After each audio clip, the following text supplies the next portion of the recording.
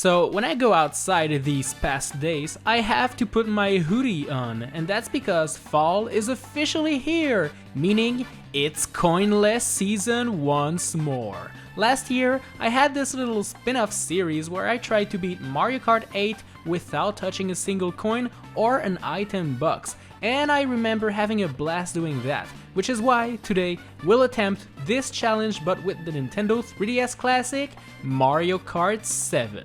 The rules are simple. We are going to try to beat every new track in Mario Kart 7 without touching one of those dirty coins that are lying there on the ground. We'll also avoid touching those shiny looking item boxes. So yep, this means we'll have to beat the game without using a single item to attack or defend ourselves. Collecting coins in Mario Kart 7 increases your top speed, so we'll have to beat those tracks without that extra speed. To unlock new cups and tracks in Mario Kart 7, you have to get a gold trophy, so finishing in first place will be super important. We'll also be playing the game at 150cc for more speed and more fun. And now that everything has been set, let's see if we can beat this game without touching a coin or an item box. Here we go. Toad Circuit is the first stop in here, and the item boxes will be pretty easy to dodge in here. The first set can be avoided by driving around it, since the track is very wide. The same can also be said about the second set of item boxes. And the final lot is a little bit harder to dodge as it's located in a curve, but just be careful and you'll be okay.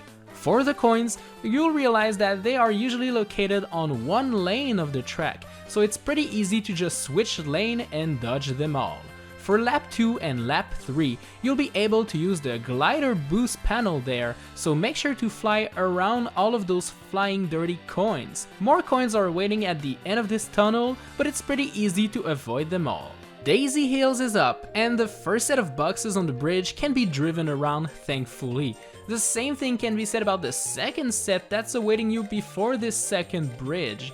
The last boxes are waiting to be collected as you take off this glide panel, but you can thankfully aim for the left or the right side to fly around them without collecting a single one of those flashy boxes. As for the coins, a lot of them are located on those lugs you can trick off of, but just drive in the middle and you'll be good. More coins are chilling in the middle of this bridge there, but they're easy to drive around.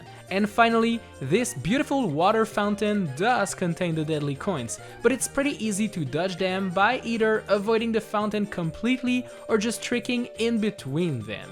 Cheep Lagoon does have boxes at the beginning, but you can just drift around them. Sometimes the clams underwater have item boxes in their mouth, but if you don't go near them, you'll be all good. The next set of item boxes is located over there, but you can trick to the left of them without touching a single one. Coins are also not your biggest problem in this track, as there is always a way to avoid them if you're just being careful, and as you can see, there's not a lot of coins in here, so it's not a problem. Guy Bazaar does feature boxes at the end of this bridge near the beginning, but there's plenty of room to dodge them on the left there.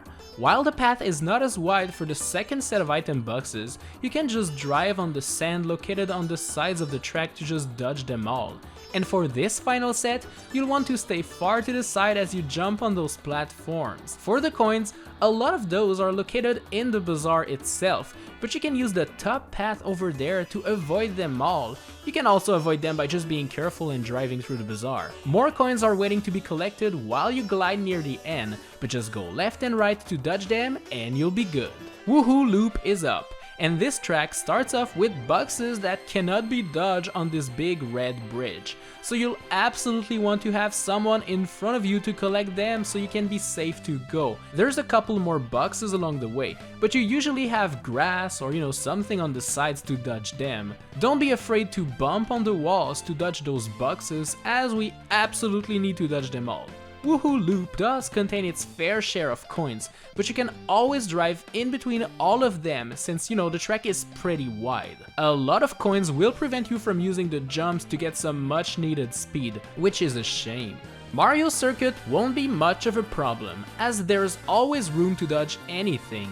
The first, second, and final set of item boxes are located on the track itself, and as you can see, there's a lot of room to dodge them. I must warn you that this track does contain a lot of coins though, so you'll have to pay attention to your drifts to avoid them all.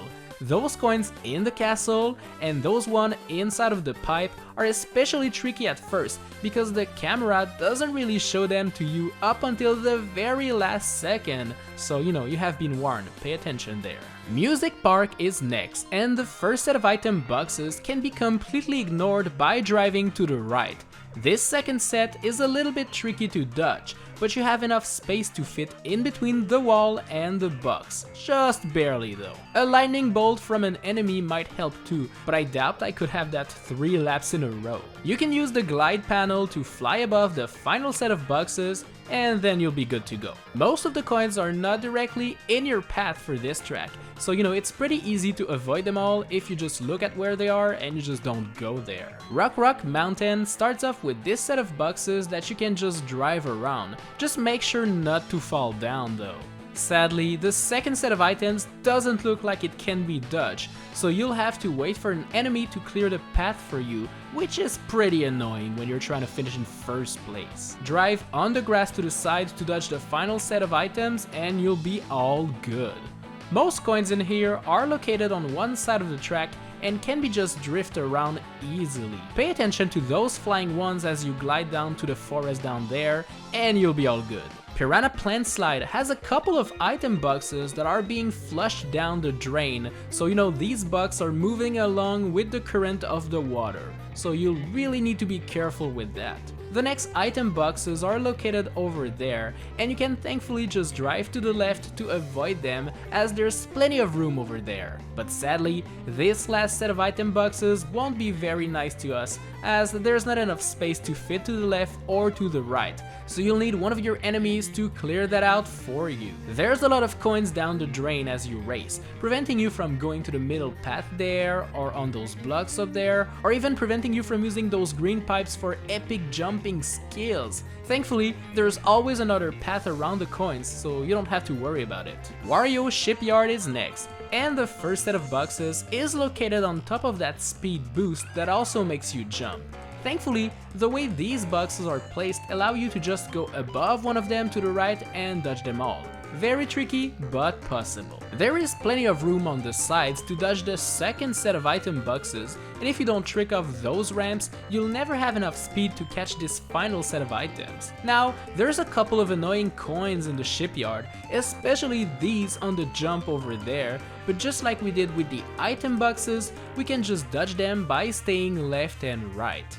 More coins awaits along the way, but these are pretty easy to dodge as there's plenty of room to avoid them all. Neo Bowser City is not going to be the easiest track for this quest. While the first and second sets of item boxes can be dodged by driving on their respective sides, the same can't be said about the third one in this tunnel. You'll have to wait for someone to clear that one for you. There's a lot of coins along the way, and the rain makes you drift more than you usually do, so you'll have to deal with that as you race down this epic track. It is not the easiest one in this challenge, but it is definitely a fun track. Maka Woohoo is up, and the item boxes in here won't be much of a problem at first, as there's usually enough room to fit, but as soon as you reach the final section, you'll have to wait for someone to clear out those 2 sets of boxes for you. As you glide down to the finish line, avoid going on the flying platform to the left over there, and then you'll completely skip the final sets of items, which is kinda good. There are going to be lots of coins on your path to victory here.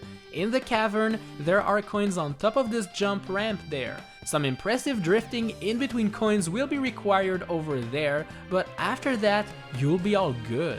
DK Jungle is next, and the first set of item boxes can be dodged by driving on the sides. The same thing can be said with those boxes after the wooden bridge, and inside the golden banana temple.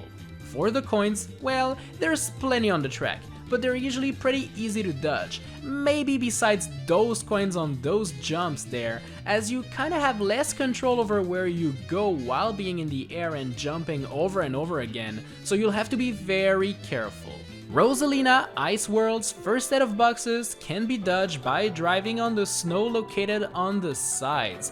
As you go down the lake and enter the water, keep your right at all costs, or else you'll grab those ugly items over there. Drive to the left of the final set in the ice cave and you'll be good.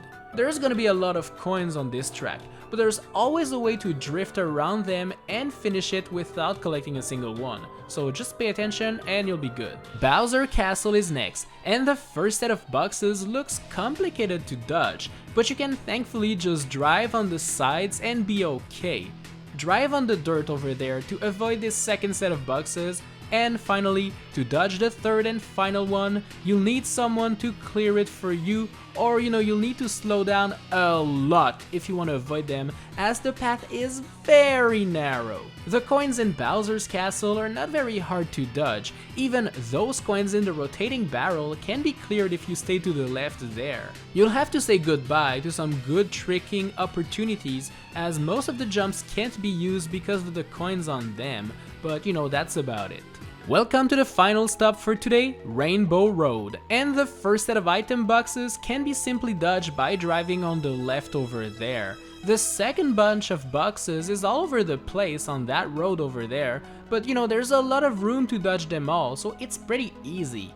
The same can be said for that third set, and you have nothing to worry about for the fourth set of boxes located on the moon, as it's over there all the way in that crater, so you can just drive around it. At the end there, keep using those star rings to fly further and further to make your way above this final set of item boxes, and you'll be all good. Rainbow Road has lots of coins on the way, and dodging them all can be really difficult. You'll have to pay attention to where those coins are located to drive around them carefully. It might take you a couple of tries, but eventually you'll do it. And there we go. We have completed all 16 original new tracks in this game.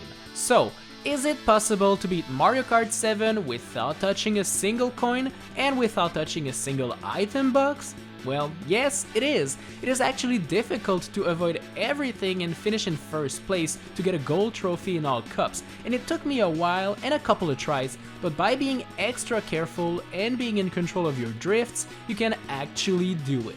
And one of the cool things about Mario Kart 7 is that it includes some retro tracks from previous Mario Kart games. So if we hit, let's say 2,000 likes, I will attempt to beat those as well in a future video. Make sure to hit that like button if you want to see the sequel. Thanks a lot for watching this video, my dudes. I hope you enjoyed it. And if you did, make sure to subscribe and to hit the bell to be notified of when I post a video. Smash like for the sequel, and if you want to join Team BBQ, the best team in the world, tap the join button down there or click the link in the description. Tap the cards on screen for more videos, and I'll see you in the next one.